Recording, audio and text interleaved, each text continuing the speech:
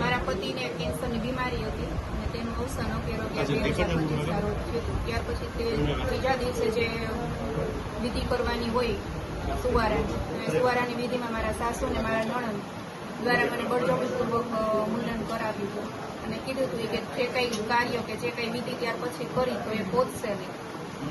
એટલે એના હિસાબે બળજબરીપૂર્વક મુંડન કરાવી નાખ્યું. મેં વિરોધ બી કર્યો, મેં મારા પપ્પાને ફોન બી કરવો હતો તો એ પણ ન કરવા. બેન શું કીધું હતું? આત્માને મોક્ષ નહીં મળે, શું વાત શું કરી હતી? કયા કારણથી મુંડન કરાવ્યું?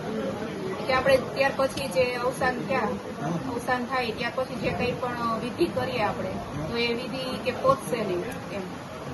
બેન ખાસ કરીને તમારું મુંડન છે ત્યારે તમને કેટલી તકલીફ પડી હતી? શું દુઃખ હતું? એક મહિલા તરીકે દુઃખ તો હોય જ ને, કેમ કે વાળ એ સૌંદર્યમાં જ આવે, સ્ત્રીનું સૌંદર્ય એ વાળ કહેવાય.